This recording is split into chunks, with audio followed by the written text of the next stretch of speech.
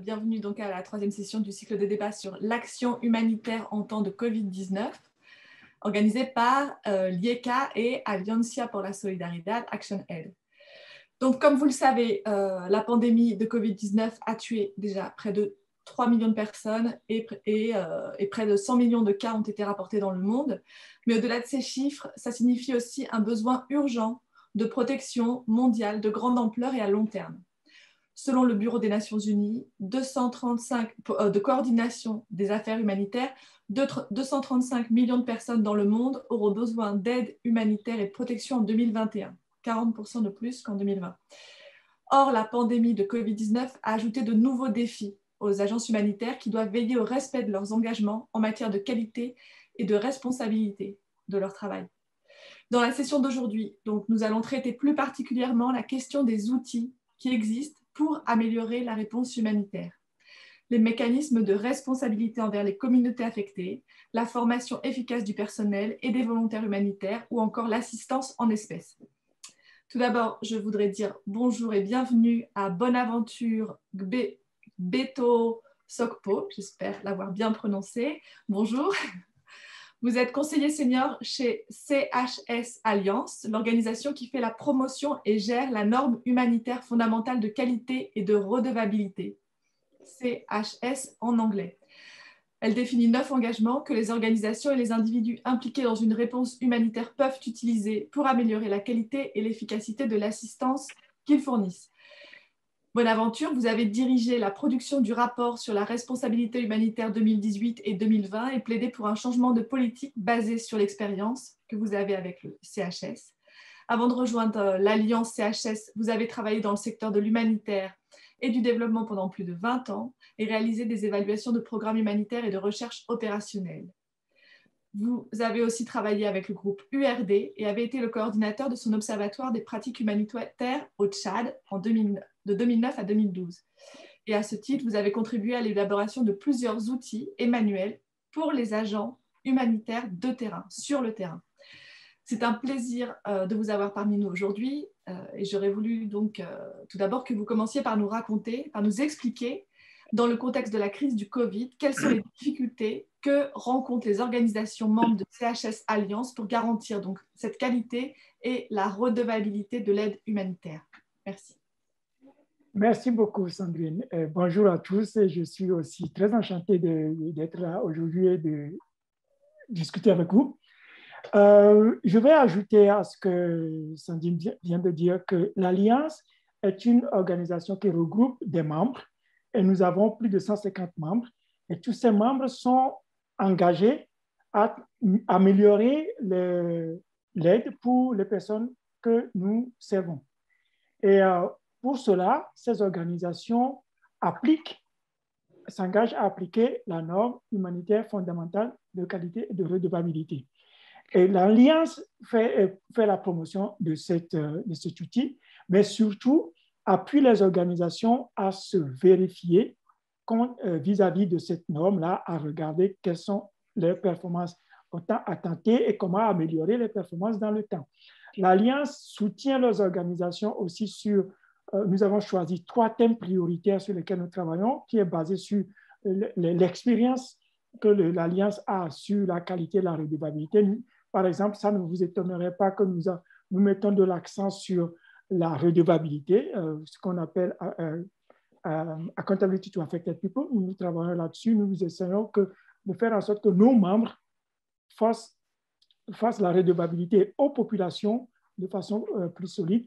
Nous aidons aussi à protéger les populations contre l'abus sexuel et le harcèlement. Et nous essayons à ce que les organisations gèrent bien leurs équipes. Parce que ça, c'est une organisation qui gère bien ses équipes est très performante sur le terrain. Donc, il y a ce thème prioritaire sur lequel nous travaillons et nos membres échangent entre eux pour améliorer leur performance. Ça, c'est ce que nous travaillons et nous soutenons, nous poussons nos membres à faire. Donc, vous avez dit les difficultés que poserait le COVID-19 à nos membres pour continuer à respecter les engagements.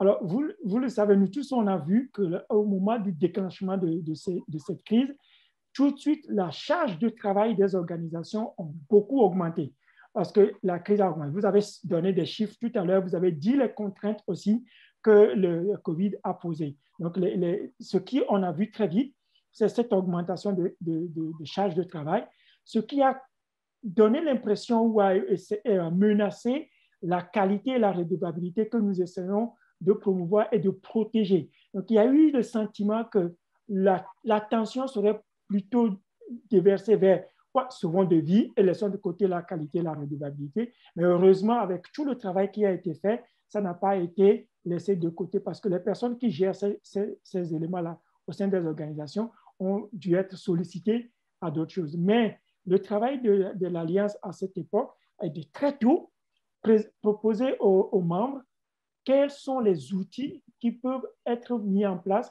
pour continuer à remplir les engagements. Il fallait surtout pas le laisser, il fallait surtout pas se dire que, oh, OK, maintenant, ce n'est plus le temps de renforcer les mécanismes de plainte ou faire la participation. Il y a eu une série de choses que COVID a.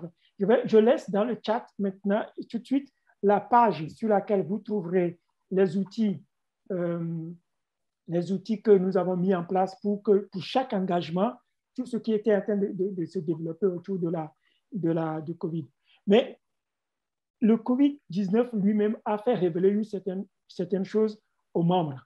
Et ça, c'est très important parce qu'on s'est aperçu dans un premier temps que la redevabilité sur ce que nous travaillons depuis longtemps est devenue très, très importante. Alors, les membres qui s'en sont bien sortis, ce sont ceux qui étaient en train d'avoir un bon mécanisme de participation en place. Ça veut dire que lorsque vous avez créé une confiance avec les communautés auparavant et que vous avez compris comment les structures communautaires fonctionnent et avec qui vous pouvez communiquer, que vous avez ça bien structuré avant, ça a beaucoup aidé pour faire transmettre les bons messages. Parce que tout le monde le sait, c'est la porte ouverte à des rumeurs ou à des ragots autour de COVID étaient là. Mais ceux qui ont été préparés à ça ont bien réussi. Et donc, du coup, à pousser d'autres à suivre cet élément-là. On a bien vu que d'autres risques, les risques se sont aggravés. Je vais donner l'exemple de risques de violence sexuelle, d'abus sexuels, de corruption, parce qu'en fait, il n'y a plus de présence d'acteurs qui étaient là qui essayaient de protéger les personnes. Donc, on a vu un problème pour le mécanisme de plainte. Comment est-ce que avec les contacts qui sont coupés, ceux qui utilisaient beaucoup les contacts, les passages des acteurs pour se plaindre de ce qui ne vont pas, comment ici vont continuer? L'Alliance a donc lancé, en partenariat avec des instituts de recherche, lancé une étude pour voir comment est-ce que les membres adaptent leur mécanisme de plainte à la crise. Et une des choses qu'on a vu, un des résultats importants de ça, c'est l'anticipation. L'anticipation de ces mécanismes de plainte. Partout où ça a été fait avant, ça a fonctionné. Je le disais tout à l'heure, pour la confiance qu'on peut créer, partout où ça a été fait avant, ça a fonctionné. Partout où ça n'était pas, c'est la difficulté de le mettre en place. Maintenant, nous avons toute une série d'outils proposés pour renforcer cet élément. Je vais m'arrêter là pour les risques que ça a créé et la manière dont les membres ont essayé de gérer, accompagnés par le CHS Alliance, pour pouvoir gérer cette crise-là. Mais vous avez, et ce serait peut-être bien de le partager maintenant, un document qui résume aussi les 9 engagements de la norme CHS qui servent aussi à surmonter toutes ces difficultés liées au Covid. Est-ce que vous voulez nous expliquer rapidement ce document? Alors, je vais vous montrer. Ah oui, justement, j'aurais dû commencer par là pour dire les 9 engagements. Je suis peut-être avec des personnes, si vous ne connaissez pas les engagements, essayons de les regarder maintenant. les 9 engagements, est-ce que vous voyez mon écran?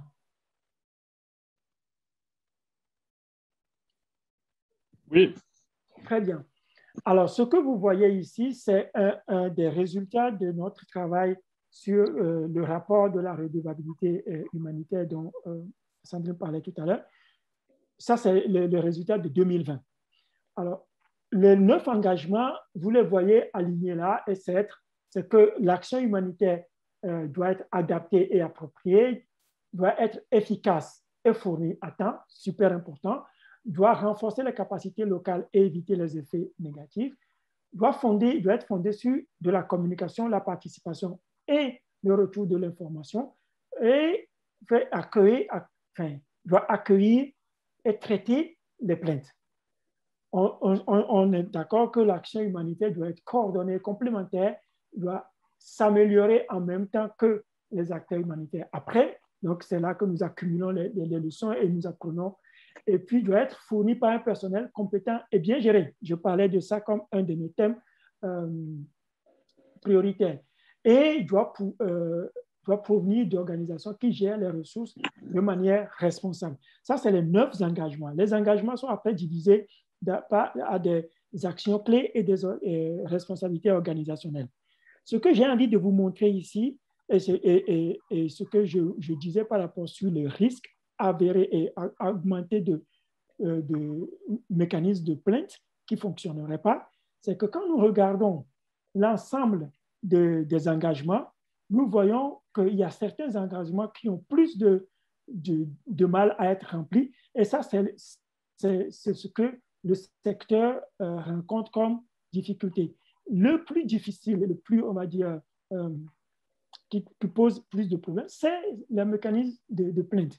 Et c'est justement cet élément-là dont le risque s'est augmenté avec le COVID. On voit aussi que les éléments de la participation sont difficiles à gérer.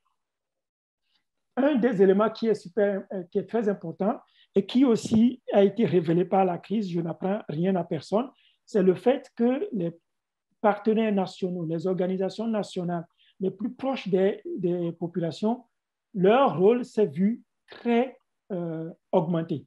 Parce que quand il n'y a plus de voyage, quand il n'y a plus de contact, alors du coup, si ces organisations, dans le passé, sont renforcées, on a reconnu leurs capacités, on les accompagne bien, on a plus de chances de réussir ce type de crise parce que c'est elles qui sont sur les lignes de front et qui sont, entre guillemets, laissées seules.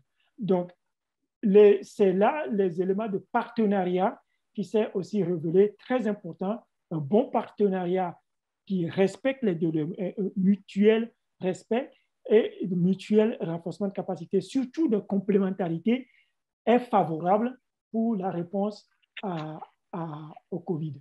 Donc, cet élément-là, ça provient des organisations qui se sont vérifiées vis-à-vis du CHS. Donc, la vérification sert pour l'organisation à trouver ses propres forces et faiblesses et à améliorer, mais ça sert aussi à ce que collectivement nous voyons où se trouvent les difficultés et du coup nous pouvons faire des plaidoyers ou renforcer certains domaines des engagements qui posent problème aux acteurs. Je vous remercie. Très bien. Eh bien, merci beaucoup, Bonaventure. On va revenir de toute façon sur tous ces points parce que je pense qu'il y a énormément de questions qu'on peut approfondir, notamment sur ce que vous racontez de l'importance de la proximité des acteurs humanitaires avec les communautés locales et d'avoir fait un bon travail préalable pour faire mieux passer sans doute aussi les messages, éviter les rumeurs qui sont si dangereuses dans des temps de pandémie. Mais comme le point 8 des engagements traite du personnel qui doit être compétent et bien géré, je pense que c'est le moment peut-être de donner la parole à Rory Donham. Bonjour. Donc, vous êtes directeur de l'ingénierie et de la qualité à Bioforce, centre de formation des professionnels de l'humanitaire situé à Vénissieux, près de Lyon, en France. À ce titre, vous mettez en œuvre des solutions pour répondre aux besoins de renforcement de capacités dans le secteur humanitaire. Vous êtes plus particulièrement à l'origine de plusieurs initiatives clés du secteur, comme HPAS, donc qui sert à garantir des standards de qualité de la formation et de l'évaluation des compétences, ou Talking the Lead, qui vise à remettre les acteurs locaux au centre de la réponse aux crises. Plus récemment, vous avez piloté l'étude SOHP, State of Humanitarian Professions, qui dresse l'état des lieux international des métiers de l'humanitaire. Diplômé d'un master en ingénierie de formation à l'université d'Aston, au Royaume-Uni, vous travaillez dans le secteur de l'apprentissage depuis plus de 30 ans, dont 20 ans chez Bioforce. C'est un plaisir aussi de vous avoir avec nous. Et donc, en rebondissant aussi sur ce que vient de dire Bonaventure, pouvez-vous nous raconter un petit peu comment Bioforce contribue donc à la qualité des actions humanitaires avec le renforcement des équipes et comment vous avez été impacté par la pandémie, vous aussi, justement, dans cette formation des professionnels de l'humanitaire? Merci. Bonjour, merci pour cette introduction et merci à IECA pour cette invitation, pour partager notre expérience et qui, pour que vous sachiez, est assez similaire, je pense, à beaucoup d'autres organismes similaires aux nôtres qui travaillent dans le secteur humanitaire pour fournir des services de formation et de renforcement des capacités. Donc, je pense que c'est aussi une illustration, pas seulement par rapport à Bioforce, mais par rapport à ce type d'activité et d'organisation.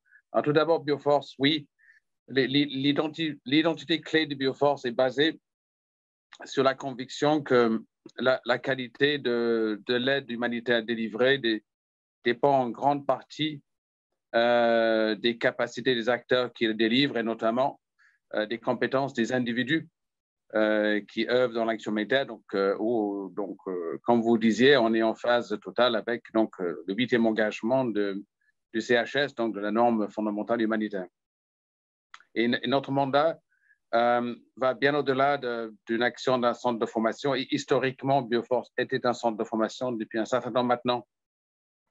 Notre mandat a évolué plus largement sur un mandat de renforcement des capacités des acteurs de réponse aux crises, avec un focus sur les acteurs locaux en soutien aux enjeux de la localisation de l'aide humanitaire. Donc, pour Bioforce, le renforcement des capacités, je prends une minute pour expliquer parce que ce sont des termes beaucoup utilisés mais très peu compris finalement.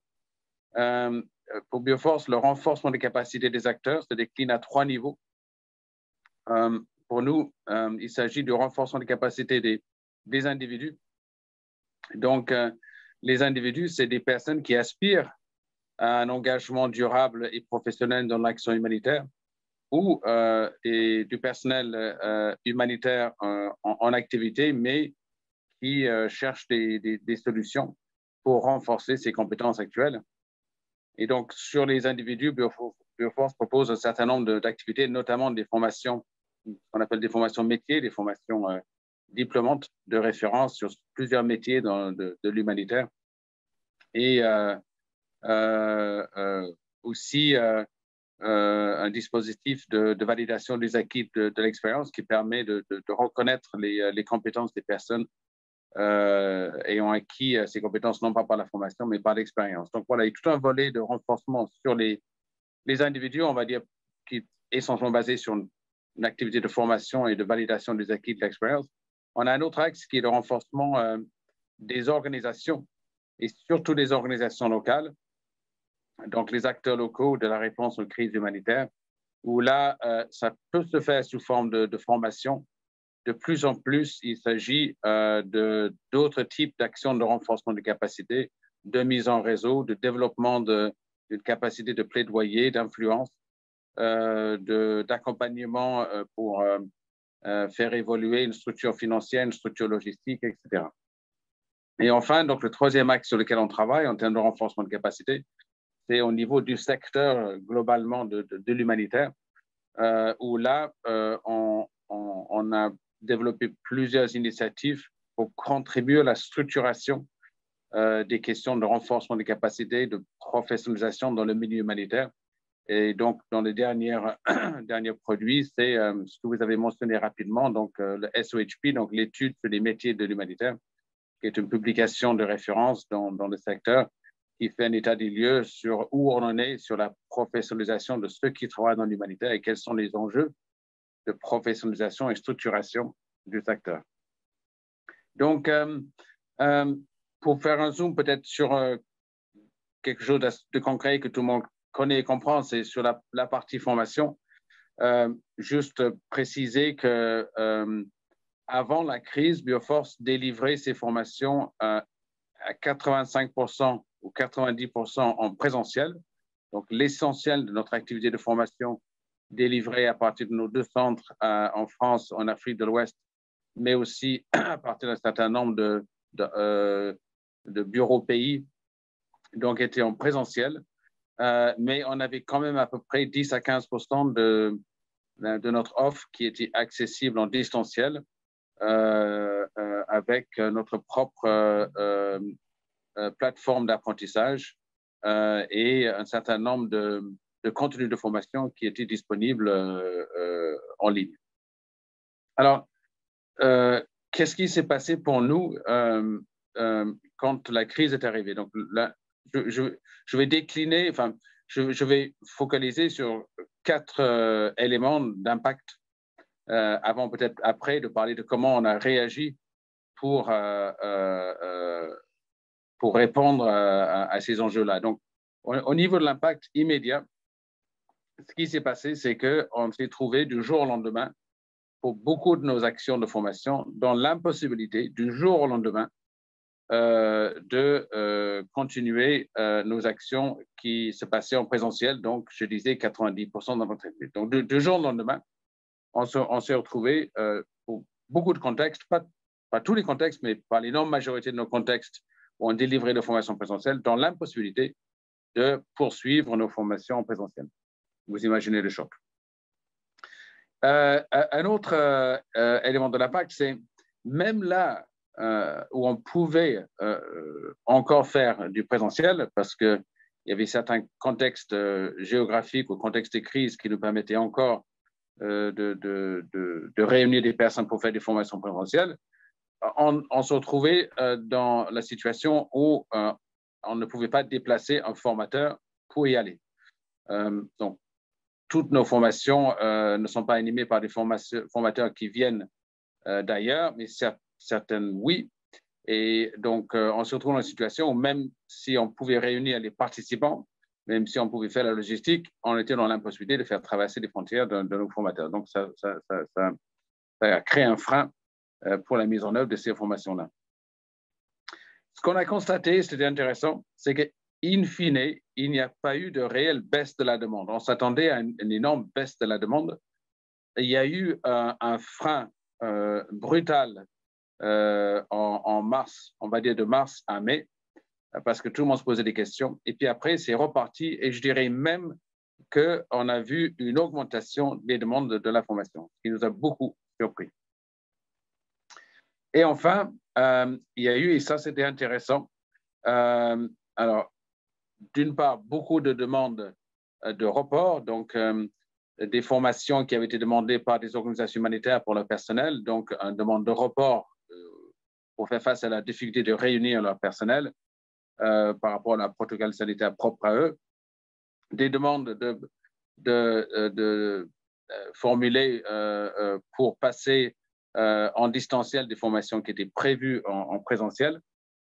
Et surtout, et c'est là qu'on a trouvé que c'était intéressant, des demandes pour changer de type d'activité, c'est-à-dire là où peut-être il était prévu une formation pour une dizaine de personnes ou une quinzaine de personnes sur telle ou telle thématique, puisque c'était quasi impossible de réaliser la formation en présentiel, plutôt que de faire du distanciel, de passer plutôt à des accompagnements individuels techniques pour aider les personnes à avancer sur leurs objectifs.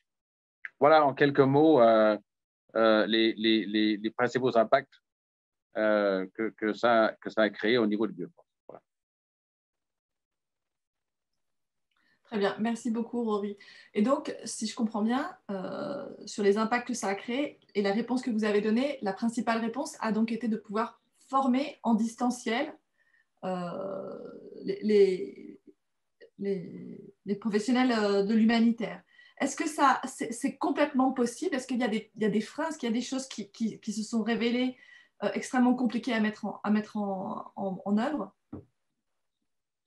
Alors, je dirais en fait que notre manière de réagir et d'ajuster, ce n'était pas basé uniquement sur le choix de passer d'une formation présentielle à une formation distancielle.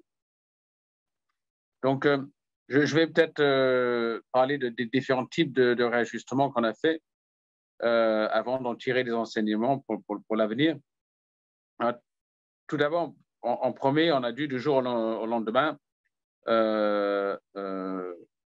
réagir comme tout le monde. Et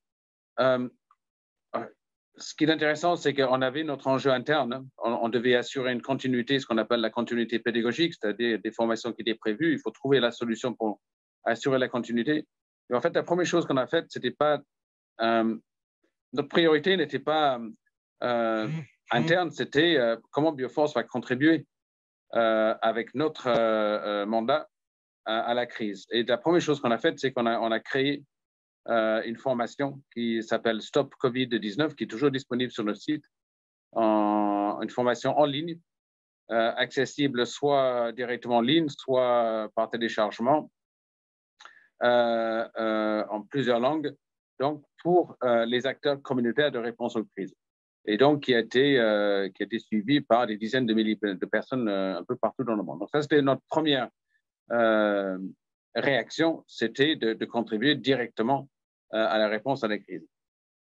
Ensuite, évidemment, c'était des enjeux internes, donc d'assurer la continuité pédagogique de nos formations diplômantes, nos formations de métier. On avait 500 personnes qui étaient en train de suivre une formation d'une durée de 3 à 9 mois. Et donc, il a fallu assurer la continuité pédagogique pour ces formations qui se passaient en présentiel. Et donc, du coup, on a dû switcher du jour au lendemain en distanciel. Alors, on a la chance d'avoir déjà une capacité et des compétences pour délivrer des formations présentielles. Donc, c'était compliqué, mais faisable grâce aux outils qu'on avait déjà. Et donc, on a joué pendant toutes ces périodes-là entre du tout distanciel et du blended en fonction des protocoles sanitaires. Le plus gros enjeu pour nous, c'était l'accompagnement des formateurs. On travaille avec 400 formateurs. Et donc, il a fallu faire un gros effort pour accompagner ces formateurs pour délivrer leur formation dans les modalités différentes. Mais surtout, et c'est pour ça que je dis notre solution, ce n'était pas nécessairement de tout passer en distance. En fait, notre objectif, c'est de maintenir le plus possible des formations en présentiel. Et on l'a fait parce que, évidemment, en Europe, c'était beaucoup plus compliqué, mais l'essentiel de notre activité n'est pas en Europe. Elle est surtout en Afrique de l'Ouest et centrale et de plus en plus au Moyen-Orient. Et pour ce qui concerne l'Afrique de l'Ouest et centrale, on a pu continuer, dans la plupart des cas, à réaliser des formations présentielles. Donc, surtout, on a maintenu le plus possible, là où c'était possible, nos formations présentielles, en évitant l'aversion du risque, j'en parlerai plus tard, en évitant de dire on retire tout à cause de la crise et en essayant d'être le plus présent possible. Et puis, pour finir, deux autres choses, pour pouvoir justement assurer cette continuité des formations le plus proche du terrain. Voilà. Donc, on s'est appuyé de plus en plus sur des formateurs nationaux pour pouvoir justement faire du présentiel. Donc, on a fait un recrutement en masse de formateurs nationaux. On en avait déjà, mais pas assez, avec un nouveau modèle d'accompagnement de nouveaux recrues, de nouveaux formateurs nationaux par nos formateurs internationaux, qui a très bien fonctionné. Et enfin, pour pouvoir assurer la continuité de développement des compétences, de développement de capacités, on a transformé un certain nombre d'actions qui étaient prévues en formation classique sur des actions d'accompagnement individuel des personnes à distance. Voilà. D'accord, très bien. Bah, écoutez, merci beaucoup. De toute façon, on va revenir aussi sur toutes ces questions, notamment les enseignements et pour la suite, non, que toute cette crise vous a donné. Mais peut-être d'abord, je voudrais faire intervenir Jean-Gilda aussi pour qu'on ait fini de vous présenter tous les trois et qu'on puisse ensuite échanger, puisque j'ai l'impression qu'il y a quand même déjà des points communs qu'on peut tirer des deux premières interventions, notamment sur l'importance de renforcer les acteurs locaux. C'est quelque chose que vous avez beaucoup dit, Rory, et c'est aussi quelque chose sur lequel vous avez beaucoup insisté à Bonaventure. Donc, Jean-Gilda, Jean-Baptiste, bonjour. Je vous laisse la parole maintenant. Vous êtes ingénieur agronome, vous êtes expert en gestion des risques et désastres pour Alianza por la Solidaridad Action Aid Haïti. Et depuis 2013, à ce titre, vous travaillez dans différents projets d'urgence et de gestion de risques et de désastres, comme lors des cyclones Matthew et Laura. Vous êtes formateur dans le renforcement des structures communautaires de la protection civile et des communautés, dont le but est de permettre de se préparer face aux catastrophes. Dans ce cadre, vous avez travaillé à la distribution de kits d'hygiène pour le Covid et aussi à la distribution de cash ou de vivres.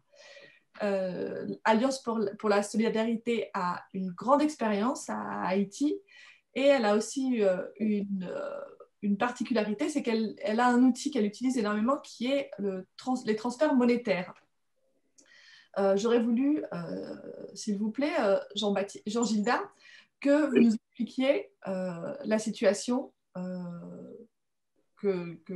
actuelle du fait de la pandémie et l'importance peut-être des transferts monétaires pour justement faire face à une crise comme le Covid, utiliser un outil, disons, qui est peut-être plus efficace, plus facile peut-être. C'est la question que je vous pose quand on est dans une situation de pandémie pour pouvoir aussi apporter l'aide humanitaire de la manière la plus efficace possible. Merci beaucoup. Merci, bonjour à vous. Et justement, comme vous venez de le dire, la situation est un peu chaotique en Haïti. Avec la COVID-19, on a plus de 4,5 millions de personnes en insécurité alimentaire. Dans cette logique, Alianza, qui a dans sa politique de bien servir les communautés vulnérables, a toujours mis en valeur cette notion de grande importance comme la qualité de l'aide, la redevabilité et l'approche participative. OK. Par rapport à la COVID-19,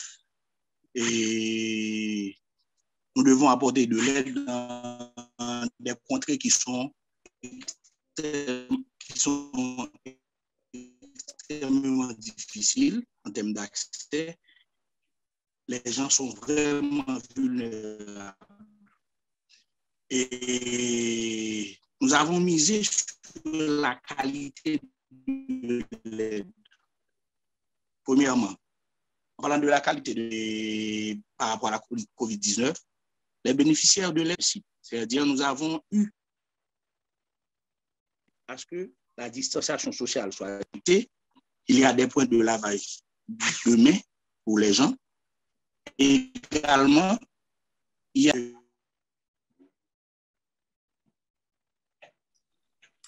la connexion est très mauvaise, Jean-Gilda. Est-ce que vous avez moyen de vous rapprocher peut-être du modem? Je ne sais pas. Ah oui, ça va maintenant? Peut-être. On réessaye. OK, on réessaye. OK. Et le travail se fait avec les gens dans la communauté, c'est-à-dire que la participation, on utilise la méthode participative, c'est-à-dire que les gens dans la communauté font la sélection des bénéficiaires suivant des critères bien établis au préalable. Par exemple, comme critères, nous avons les personnes handicapées, les personnes âgées, les femmes enceintes, les chefs de ménage, les familles monoparentales et les ménages qui ont plus de 5 enfants. Ce sont les critères qui ont été prédéfinis justement pour choisir les bénéficiaires de l'aide qu'on va distribuer sur le terrain. Et toutes les personnes sélectionnées reçoivent la même quantité d'argent. C'est-à-dire qu'il n'y a pas de priorisation, c'est-à-dire on ne va pas prioriser quelqu'un sur une autre. Chaque personne reçoit la même quantité qui était prévue dans le cadre du montage du projet.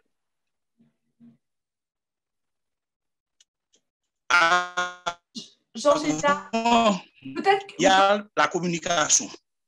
Vous pouvez, avant la donation.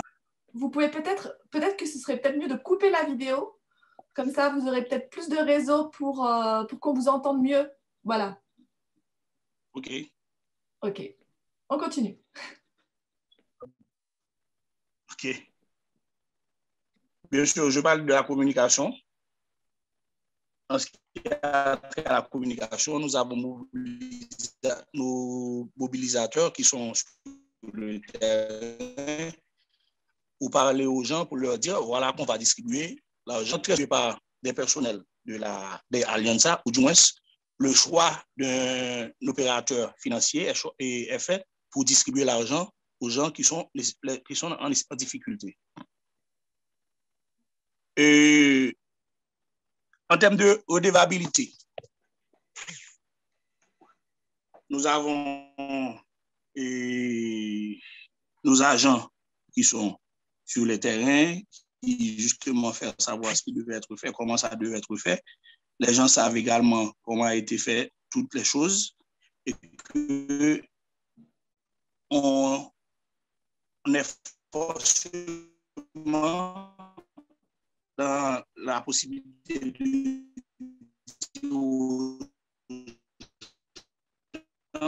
voilà ce qu'on a fait, comment ça s'était. Le son est très, très mauvais. Le son est très mauvais. On fait et à chaque phase d'implémentation du projet. Ça va maintenant? Allô? Oui. Allô? Oui. Je sais là, pas. Là c'est mieux. Je ne sais pas si vous vous rapprochez. Ouais. Oui, j'essaie de rapprocher. Oui. Je parle pour le mécanisme de plainte. Nous avons une ligne qui est disponible, qu'on peut appeler gratuitement, justement pour faire passer un message, pour porter plainte, pour dire quoi que ce soit. C'est gratuit. Tout le monde peut appeler. Il y a boîte à suggestions également qu'on met dans toutes les zones. Si quelqu'un a une suggestion à faire, il peut écrire la suggestion et puis la déposer dans la boîte. Et nous avons également nos mobilisateurs qui ont des formes à remplir en cas de plainte. Ils doivent prendre la plainte et rapporter ça au bureau central, justement pour qu'on puisse les analyser et justement apporter des éléments de réponse aux gens qui ont fait la plainte. Et justement, nous savons que c'est la distribution du cash que nous faisons maintenant. Avec la COVID-19, c'est la distribution du cash qu'on fait. Le cash est prêt, on va sur le terrain en respectant toutes les normes que je viens de citer auparavant. On a sélectionné des sites de distribution et la validation et préparation du cash en enveloppe. On a fait la mobilisation des bénéficiaires locaux.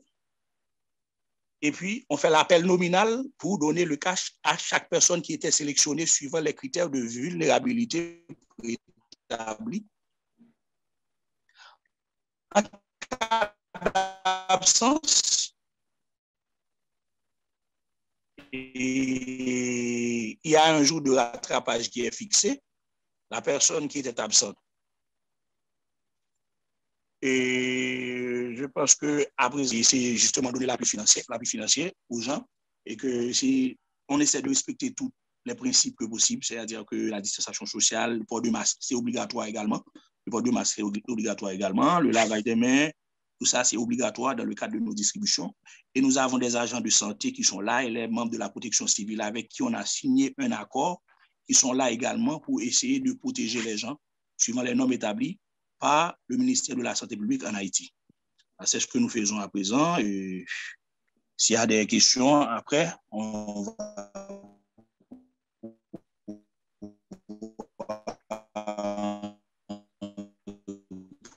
Jean-Gilda, ça y est, je vous ai perdu. De toute façon, on va revenir. Oui. Bien, merci à vous. Merci beaucoup. Donc, on va de toute façon revenir sur la question. Juste peut-être si le... Allô? Oui. Vous m'entendez? Donc, juste si le son le permet, est-ce que vous pouvez expliquer l'avantage que représente l'aide en cash? Qu'est-ce que ça a? Oui, je vous reçois. Oui, qu'est-ce que ça a comme avantage, les transferts monétaires, l'aide en cash dans la gestion de crise humanitaire et en particulier dans celle du Covid, pour parler récemment? Bon, justement, vous savez bien qu'il y a, comme je l'avais dit antérieurement, il y a beaucoup de personnes qui sont en difficulté et en insécurité alimentaire sévère en Haïti. C'est-à-dire que l'aide en cash, c'est plus facile à donner. C'est-à-dire qu'on fait la sélection des personnes suivant les critères et puis on lui donne pour se nourrir. Et puis, on fait des petites formations en matière de nutrition, justement pour aider la personne à comprendre ce qu'il doit consommer afin de subvenir et afin d'éviter la malnutrition sévère pour les enfants qui sont dans la famille. Parce que c'est beaucoup plus facile, c'est plus accessible pour la personne, le cash. Très bien, merci beaucoup Jean-Gilda. Bonaventure, on va revenir un petit peu sur une notion dont on a beaucoup parlé. Moi, j'ai remarqué deux questions même. Je ne sais pas si vous me recevez. Oui, Jean-Gilda. Très bien. Merci beaucoup. On reviendra vers vous. On va continuer avec un débat entre les différents participants. Je pense qu'il y a beaucoup de sujets qui se croisent. Donc, je disais que Bonaventure, peut-être revenir sur cette notion de redevabilité, non, qui a été mentionnée à de nombreuses reprises par tous les intervenants. C'est la notion clé de l'aide humanitaire, d'une aide humanitaire de qualité. Et c'est la notion la plus importante à préserver dans un moment comme celui que nous vivons actuellement, non? Effectivement, quand nous parlons de redevabilité, on pourrait aussi le dire que renforcer les communautés que nous servons à nous tenir redevables. Parce que ce qui est important, et ça a été montré par certains de nos membres dans leur façon de répondre à la crise, c'est avéré que si une communauté n'est pas assez forte pour tenir redevables les organisations, vu qu'il y a eu de la gestion à distance, si le partenaire n'est pas assez fort, quand je parlais de gestion du personnel, quand je parlais d'éviter les abus et les risques qui sont accrus avec la COVID-19, si la communauté n'est pas assez forte pour rendre redevable l'organisation, tous ces facteurs de contrôle affaibli et tout ça peut créer une mauvaise qualité. Donc, c'est les populations qui perdent. Donc, cette notion de redevabilité, c'est quelque chose qui doit être au cœur du travail que nous faisons. Nous savons qu'il y a beaucoup d'initiatives pour renforcer ça. On nous a parlé à grande bargaine de révolution de la participation. Il y a beaucoup de choses qui sont faites. Il y a des commitments, enfin, des engagements qui sont pris au niveau, très haut niveau. Pour ça, on a bien envie de voir devenir une réalité cette révolution de la participation. Et c'est ça qui va être au cœur des réponses comme ça. On devrait avoir, comme je le disais tout à l'heure, des partenaires qui sont sur les lignes de front solides, bien formés, avec un partenariat de mutuelle reconnaissance et de respect. On devrait avoir une population assez solide et qui est capable de tenir redevable tout le monde, qui travaille pour elle. Et là, on commencerait à assurer une certaine qualité de ce que nous faisons. Ça, c'est une conviction qui est là depuis très longtemps. Pendant une longue période, j'ai été amené à travailler sur comment impliquer mieux les populations dans l'action humanitaire. Et là, dans plusieurs pays qu'on passe, dans tout entretien qu'on a avec les populations, ce que les populations poussent, c'est, oui, ceux qui sont en contact direct avec nous, on a besoin de les voir solides et on a besoin d'être solides. Merci. Rory, vous êtes d'accord avec ce que vient de dire Bonaventure, j'imagine ça rejoint ce que vous disiez sur le fait, l'importance de renforcer les acteurs locaux, la participation, la formation dont vous parlez, c'est pas seulement former des acteurs humanitaires qui vont se déplacer sur le terrain, c'est aussi former beaucoup de populations locales. Et c'est ça sans doute ce que vous nous disiez auparavant, le plus important pendant cette crise du Covid, de pouvoir compter sur les gens sur place. Tout à fait. Alors, il y a deux angles pour essayer de faire des liens. Alors, tout d'abord, sur la question de la redevabilité, parce que tout est lié, hein, tout tourne autour de la redevabilité in fine. Et comment on peut expliquer à des populations des comportements abusifs de personnel humanitaire quand ces comportements abusifs sont souvent du fait d'une incompétence. Oui, donc rien que sur le sujet de la redevabilité, on a un enjeu énorme sur la compétence. On ne peut pas accepter d'envoyer des personnes qui vont avoir un impact direct sur la vie des autres sans s'assurer de la compétence de cette personne-là. Donc voilà, la formation est un outil de la compétence. Il y en a beaucoup d'autres. Mais du coup, l'enjeu de la continuité de la formation, mais surtout de l'accès à la formation. Le plus gros enjeu de la formation dans notre secteur aujourd'hui, c'est la question de l'accès. Et donc, cette question est d'autant plus sensible quand il s'agit de la formation pour les acteurs locaux. Plus les personnes ont une identité locale, plus l'accès à des dispositifs de formation traditionnels dans le secteur sont compliqués. Donc, et là, je voudrais revenir sur un autre sujet, et c'est un peu en lien avec les enseignements que je voudrais partager avec vous par rapport à ce qui s'est passé pour une organisation comme la nôtre et tous ceux qui délivrent des formations pour d'autres ou au sein de leurs organisations. Il y a une énorme tentation pour dire on va régler le problème en passant tout sur les formations à distance. C'est-à-dire, c'est vrai que la formation à distance, pour beaucoup, pas toujours, parce qu'il y a des enjeux de connectivité, etc., mais ça s'améliore, etc., en disant, si on fait des formations en ligne, du coup, on règle la question de l'accessibilité. En tout cas, c'est un accès plus équitable. Pour nous, ça, c'est un piège.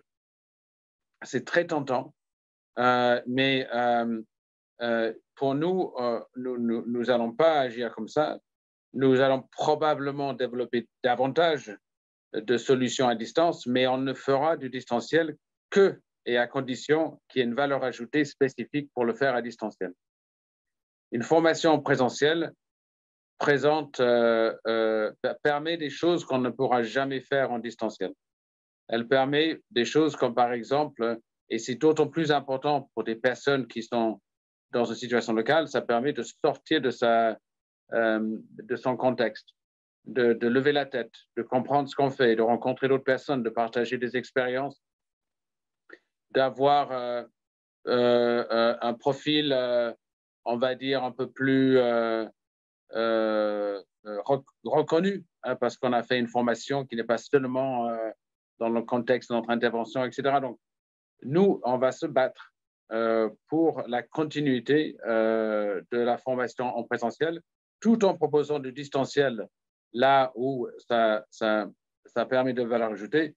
Et sur le principe le principe de la subsidiarité pour la localisation, on dit la localisation, c'est aussi local que possible et aussi international que nécessaire.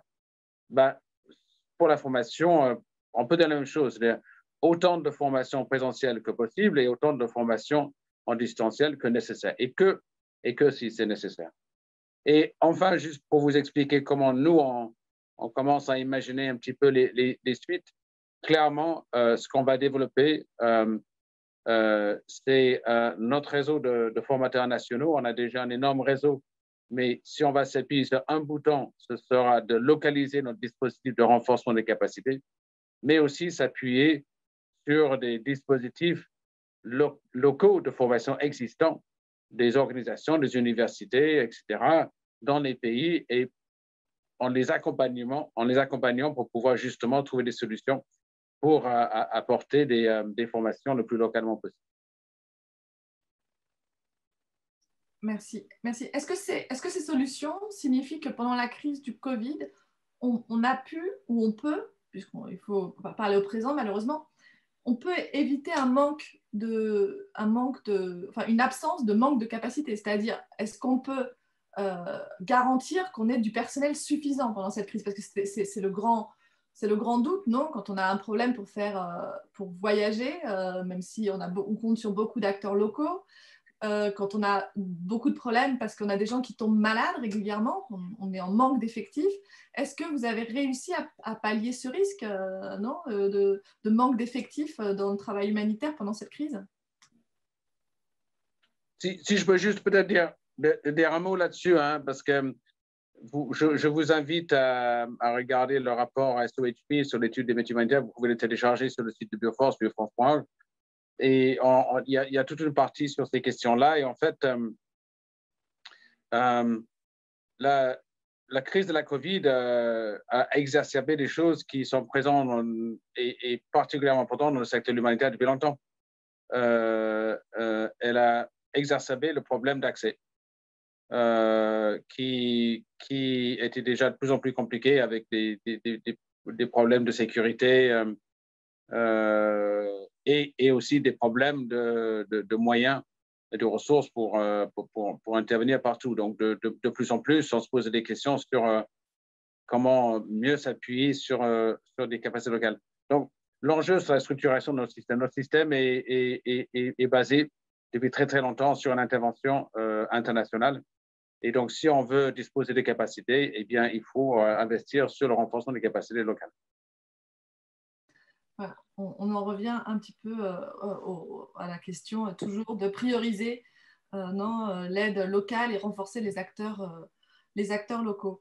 Je voudrais juste faire une petite incision là pour inviter tous les gens qui nous suivent, tous les participants au débat, n'hésitez surtout pas à envoyer des questions sur le chat du Zoom pour que je puisse les transmettre aux invités, aux intervenants que nous avons le plaisir d'accueillir aujourd'hui. Donc, n'hésitez surtout pas à envoyer vos questions et je les transmettrai. Juste pour revenir sur, en attendant que les gens posent des questions, pour revenir sur ce que disait Jean Gilda juste avant, donc Jean Gilda qui est sur place, disait qu'il avait mis en place un numéro de téléphone. Il y a un numéro de téléphone qui avait été mis en place pour que les gens puissent déposer plainte et déposer leur plainte et expliquer leurs besoins. C'est justement quelque chose que vous disiez qui était très, très compliqué actuellement. Bonaventure, que pensez-vous de cette initiative? Ce que nous avons appris dans les mécanismes de plainte, c'est que selon là où on est, il n'y a pas un seul canal de communication qui fonctionne. Il y a plusieurs canaux qui fonctionnent. Et l'importance que nous avons relevée, c'est pour une organisation de comprendre quel est le bon canal pour quel type de public. On a remarqué, par exemple, que dans certains endroits, le téléphone portable est utilisé plus par les hommes jeunes que par les personnes âgées ou que par les femmes. Donc, si on utilise un seul canal, ça va laisser de côté certains types de populations. Donc, c'est une bonne initiative. La base de ça, pour nous, c'est de dire comment est-ce qu'on en est arrivé à ça? À partir de quelle étude, à partir de quelle compréhension du mécanisme de communication des populations, nous poussons toujours à faire cette analyse de comprendre quels sont communication et qui utilise quoi, de quelle préférence pour qui. Et la meilleure que nous proposons, c'est d'adapter les communications, les canaux de communication pour ces mécanismes de plainte au milieu. Quel type de personne? On a vu dans certains endroits, les femmes, elles préfèrent toujours avoir quelqu'un de confiance en face pour parler. Donc, c'est là que le COVID va jouer un rôle, parce que s'il n'y a plus de ces visites, la personne aura du mal à faire la plainte. Donc, après le COVID c'est là qu'on a commencé à parler d'adaptation, a dû limiter certains accès, ce que disait Rory tout à l'heure. Ce sont des choses qui étaient là, que COVID a exacerbé, a limité certains accès. Donc, du coup, il a fallu créer des adaptations. Donc, le monde dans lequel on est aujourd'hui est un monde dans lequel on doit s'adapter en continu, continuons à nous adapter, mais reconnaissons les limites de notre adaptation. Exactement, je rejoins ce que disait Rory en disant, on ne peut pas passer tout d'un coup de présentiel à tout en ligne, parce qu'on perd certaines choses. Moi, j'ai été dans des endroits, dans certains pays, je vais donner l'exemple de Niger, quand j'étais plus au fond de Niger, les gens me disent, quand je leur disais, ah, cette formation est en ligne, ils disaient, mais oui, mais vous êtes gentil, vous avez vu notre connexion ici, et rester devant la connexion qui rame avec des sites Internet qu'on a mis plein de photos et de choses super chargées, c'est carrément impossible. Donc, il nous disait, si vous voulez nous soutenir, mais ce qui est bien, c'est d'avoir, c'est de faire quelque chose de présentiel, ça crée des contacts, ça fait des échanges, on pose des questions, c'est différent que d'être tout seul devant un ordinateur qui rame pendant très, très longtemps. Donc, je dirais diversité, adaptation, ouvrons grand les yeux et faisons le choix de nos mécanismes de plainte qui sont adaptés aux populations. Jean-Gilda, est-ce que vous voulez réagir à ce que vient de dire Bonaventure?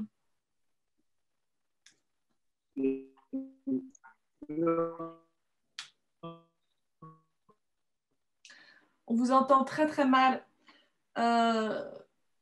C'est dommage.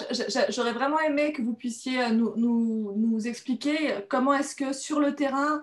Bien sûr, je voulais réagir. Voilà, très bien. Parce qu'on n'a pas seulement la ligne téléphonique qui est disponible.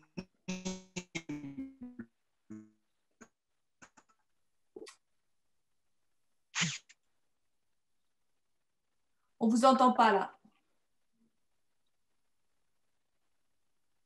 Oui, je viens de dire qu'il n'y a pas seulement la ligne téléphonique qui est disponible. Mm-hmm. Allô, ça va? Allô? Oui, là c'est bon. Allô? OK. Je dis, il n'y a pas seulement la ligne téléphonique qui est disponible. Il y a des boîtes qui passent dans chaque maison pour recueillir des informations.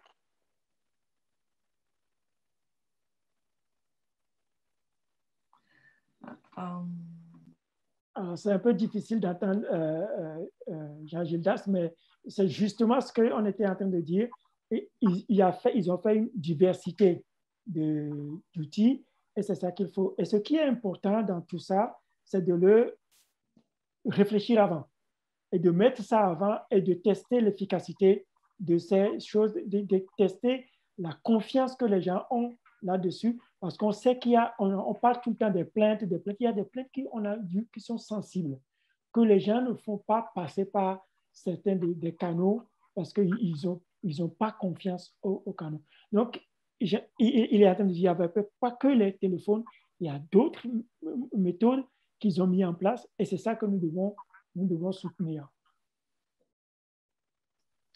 Rory, vous parliez tout à l'heure que vous avez développé une formation spéciale pour le Covid. Est-ce que vous pouvez nous en dire plus? Est-ce que ça a à voir aussi avec les questions sanitaires?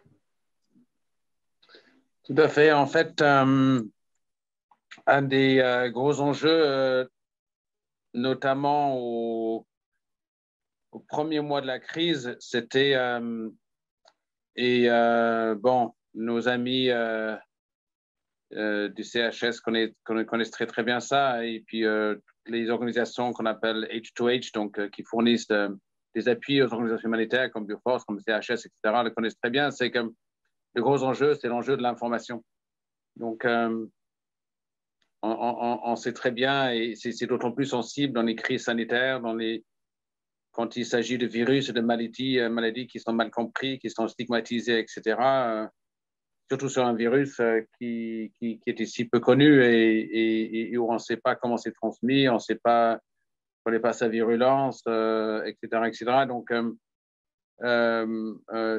notre formation avait pour objectif de diffuser le plus largement possible pour les acteurs locaux qui allaient travailler au niveau communautaire, de diffuser une information le plus simple, le plus clair, le plus concret, le plus objectif possible pour pouvoir justement agir sur des actions de prévention au niveau des communes. Donc, il s'agit d'une formation en ligne. Alors, évidemment, comme disait Bona, le problème des formations en ligne, c'est des problèmes de connectivité, mais on a fait en sorte qu'elles soient téléchargeables, qu'elles soient diffusables sur des clés, etc., etc.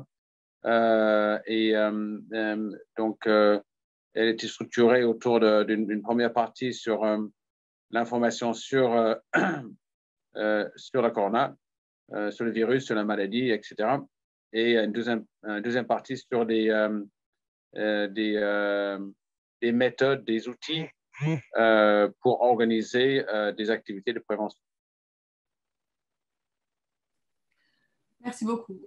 Est-ce que Jean Gilda, on peut réessayer parce que c'est extrêmement frustrant. Vous êtes sur place, vous êtes à Haïti, vous avez plein de choses très intéressantes à nous raconter. Est-ce qu'on peut vous entendre cette fois? Voyons voir. On fait un petit essai.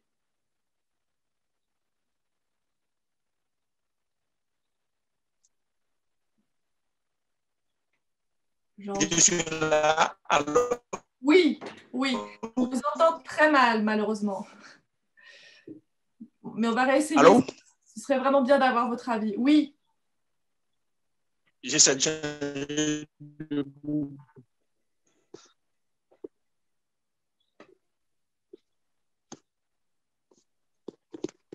Allô, ça va? Oui, on va essayer.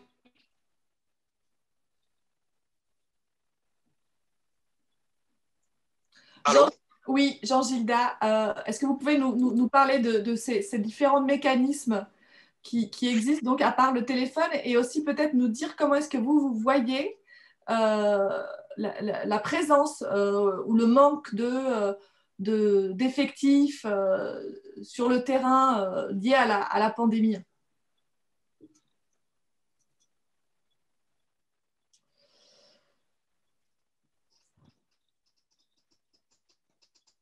Bon. Bon.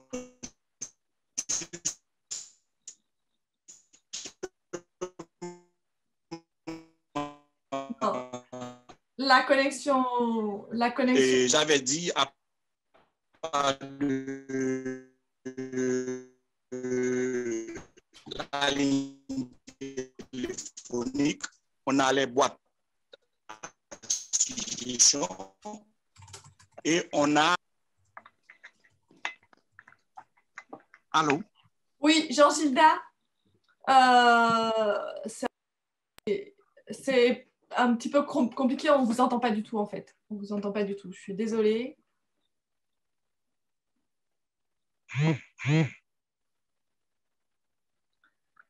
Donc, écoutez, on va peut-être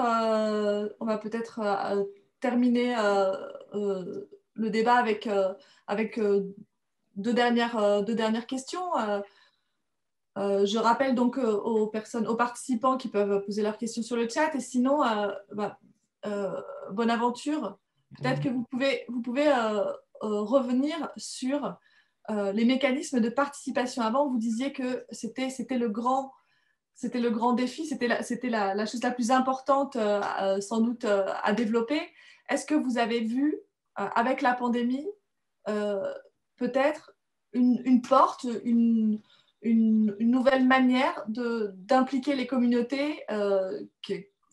Voilà, ce serait peut-être pour clore un petit peu, voir vous et Rory, quels sont les enseignements principaux de cette crise, quelles sont les choses qui resteront peut-être et quelles sont les choses qui ont été les plus claires de cette crise.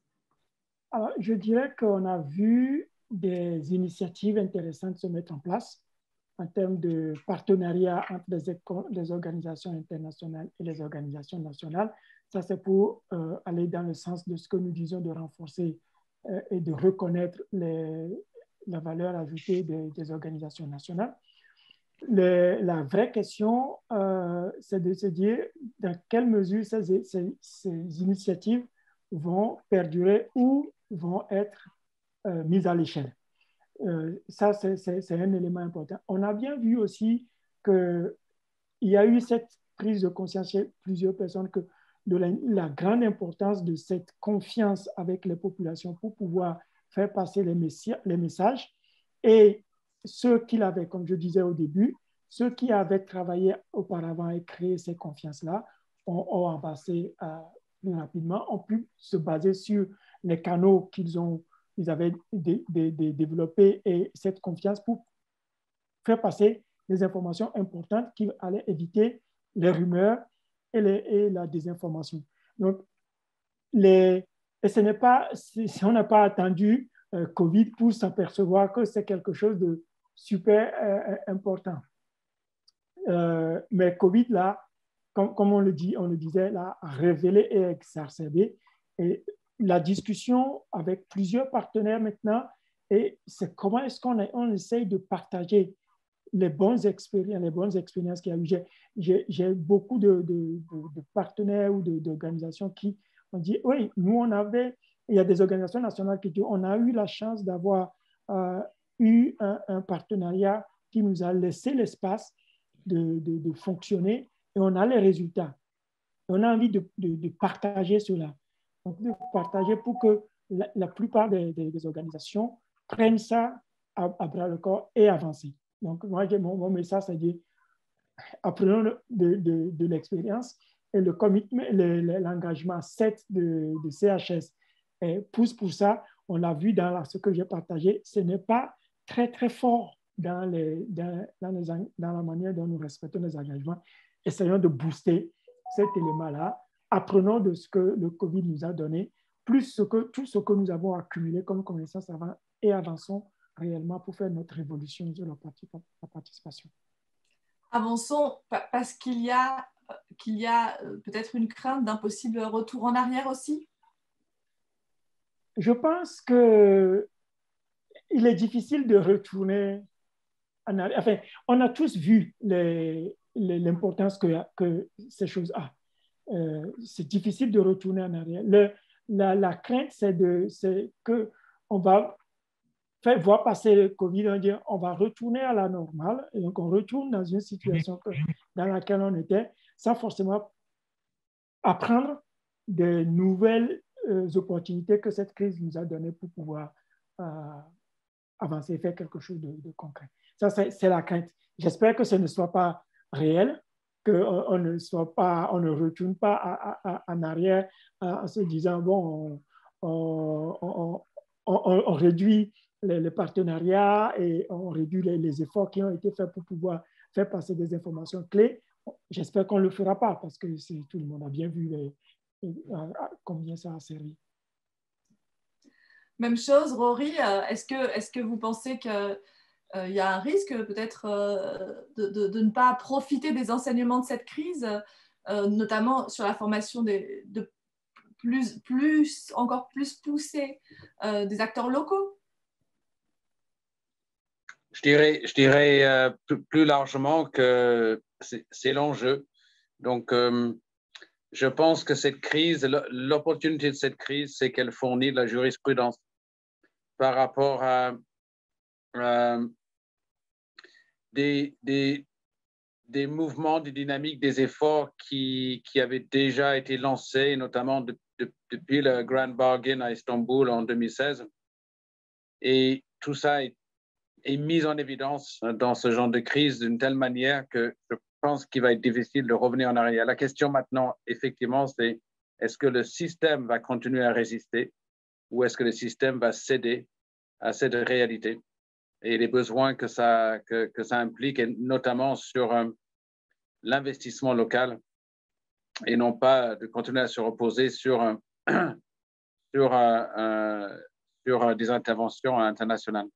Et je voudrais juste rajouter une dernière chose. Je pense qu'il y a un autre enjeu qui est très important et qui se pointe le nez depuis avant la crise aussi. Je l'évoquais tout à l'heure, c'est cette aversion pour le risque. Et on ne parle que de protocoles. Dans le secteur dans lequel je travaille, j'ai entendu beaucoup d'autres organismes de formation qui disaient mais nous, on a tout arrêté le présentiel parce qu'on avait peur de créer un cluster.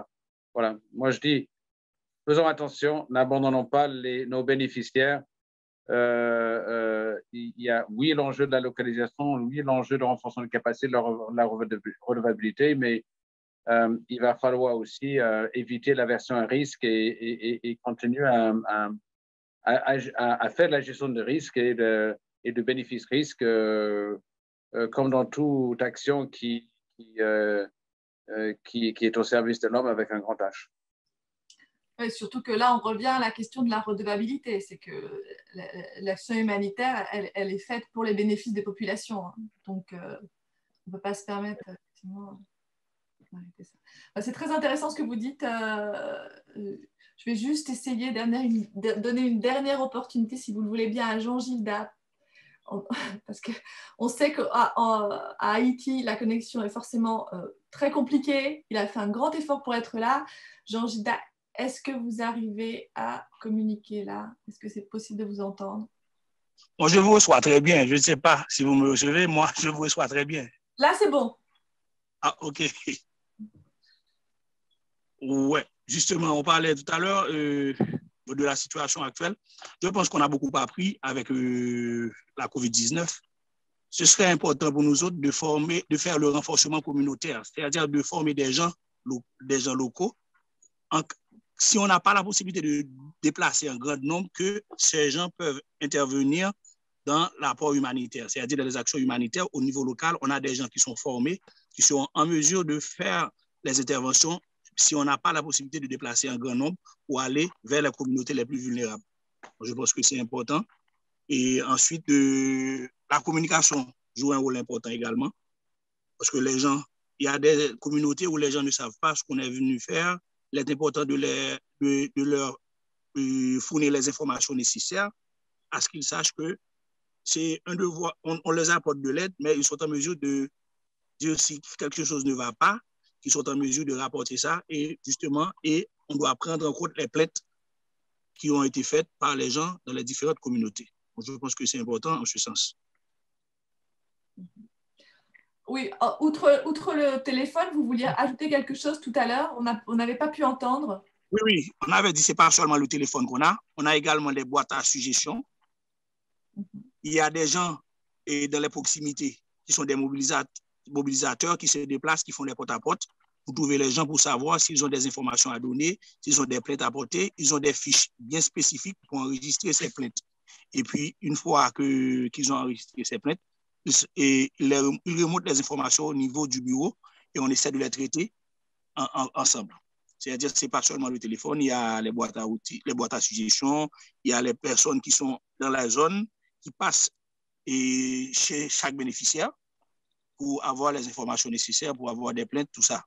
C'est-à-dire qu'on essaie de gérer ça suivant les besoins et chaque catégorie de personnes peut avoir accès à une outil d'information. Très bien. Et est-ce que vous avez remarqué sur place un manque de personnel humanitaire lié à cette crise du Covid, la Covid?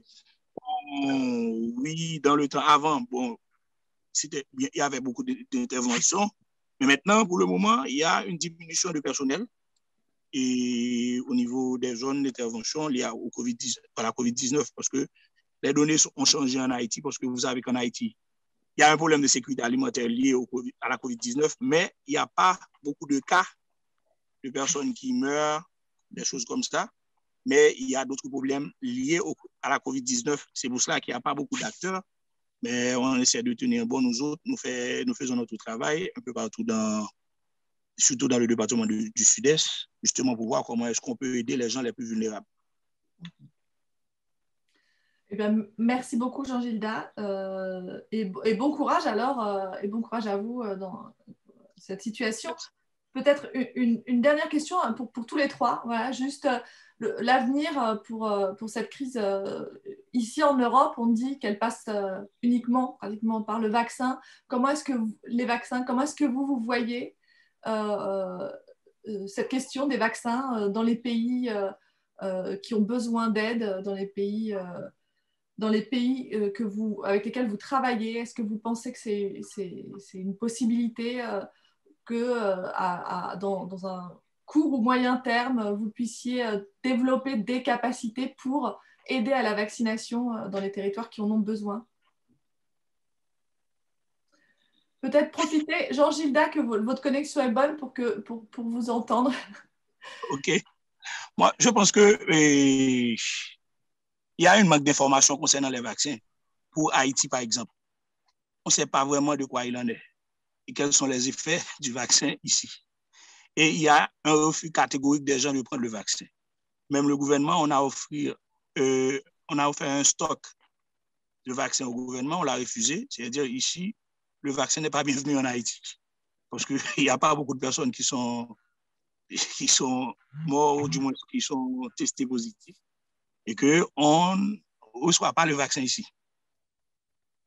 C'est-à-dire, c'est comme ça pour Haïti. C'est-à-dire qu'il y a le refus du vaccin. On ne sait pas dans l'avenir c'est ce qui va se passer, mais pour le moment, c'est complètement refusé. Bonaventure, est-ce que c'est une question qui vous interpelle pour l'avenir? Je pense que je parle à titre personnel parce que ce n'est pas quelque chose que j'ai analysé en profondeur. La question, on a bien vu que l'accès au vaccin est devenu une sorte était très politisé, était tiré par les pays qui ont les moyens de les commander en premier, qui insistent qu'on les livre d'abord avant de livrer les autres. Mais en même temps, moi, je suis en contact avec des personnes au Bangladesh ou ailleurs qui disent qu'il y a d'autres formes de solidarité qui se mettent en place. L'Inde qui envoie plein de vaccins à des pays comme le Bangladesh et pour qu'ils puissent avoir accès gratuitement. Donc, je pense qu'à un moment donné, je ne sais pas quand ça va arriver, on va arriver à un moment où il va falloir... J'ai entendu parler de cette redistribution équitable de vaccins. Dans les pays où les gens ont envie de l'avoir, la difficulté va être l'incapacité de leurs États de les mettre à disposition. Donc, dans ces endroits-là, dans ces contextes-là, on devrait faire en sorte qu'ils puissent avoir cette solidarité qui existe pour que il n'y ait pas... certains pays n'accaparent pas le vaccin et laisser les autres dans des difficultés. Donc, moi, je vois du positif et des risques aussi là-dedans. J'aurais bien aimé aussi que les participants puissent prendre la parole et intervenir, mais on a eu un peu de silence de leur part. Il y a le chat, mais il y a aussi le fait qu'on puisse, vous puissiez prendre la parole. Je suis sûr qu'il y a des expériences parmi ceux qui nous écoutent et que ça pourrait aussi enrichir le débat. Donc, je le dis comme ça pour que si quelqu'un a envie, qu'il puisse se manifester et partager. Merci. S'il y a une dernière intervention. Rory, peut-être un mot aussi sur l'avenir, la pandémie. Voilà, c'est vrai que ce que nous dit Jean-Gilda, c'est que le principal problème, ce n'est pas la pandémie en soi, c'est l'insécurité alimentaire que provoque toutes les paralysies que cause la pandémie. Est-ce que vous voyez le vaccin comme une solution en conséquence dans les pays qui ont besoin d'aide? Je vais le faire à titre personnel aussi. J'en suis pas un spécialiste, mais tout ça est est très complexe et je pense qu'il y a plusieurs choses. Premièrement, je dirais que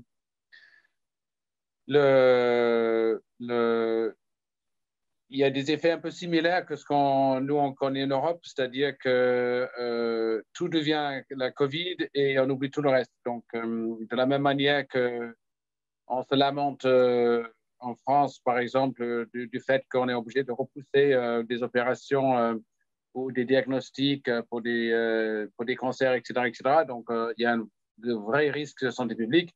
Bah, de la même manière, ailleurs, la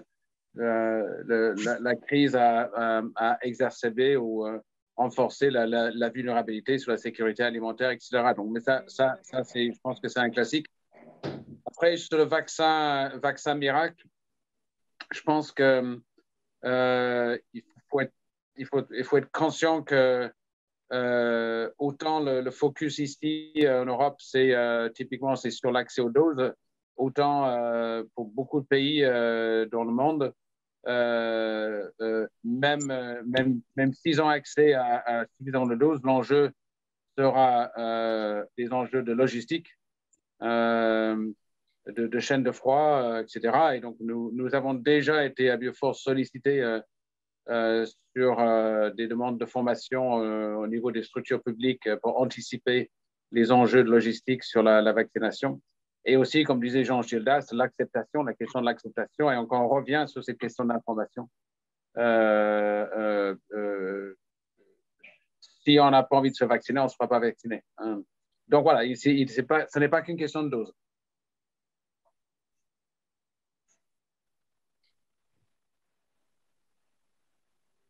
Merci beaucoup. Merci beaucoup à tous les trois. Malheureusement, on n'a pas eu de réponse de questions des participants au débat. Bon, bah, écoutez, je pense qu'ils sont timides. C'est pas grave. Ça a été passionnant de toute façon de vous avoir. Merci beaucoup, Jean-Gilda. Merci beaucoup, Rory. Merci beaucoup, Bonaventure. Si vous avez un dernier mot à ajouter, c'est le moment. Et sinon, on va clore le débat maintenant. Voilà. Merci à vous. Merci à vous. Merci à vous également, c'était un plaisir. Merci Jean-Gilda et merci beaucoup pour votre effort. Et malgré les problèmes de connexion, ça a été très intéressant de vous avoir avec nous. Eh bien, merci beaucoup. Camille, un dernier mot peut-être? Merci aussi, je rajoute du merci, mais merci de tout cœur à vous quatre pour animer ce débat. Merci aux participants d'avoir été là, même si les questions, bon, il y en a eu peut-être moins, mais en tout cas, on va continuer. Vous êtes tous et toutes invités à participer à la dernière session jeudi, si vous avez le temps, si vous pouvez, ou à regarder sur YouTube plus tard. Voilà, merci beaucoup dans cet exercice, je pense qu'on a réussi à prendre note de plein de choses importantes. Et depuis YECA, avec Alianza et tous nos collègues d'autres organisations, on continuera de suivre ça et d'essayer d'améliorer l'action humanitaire comme on peut. Bonne journée à tous, prenez soin de vous.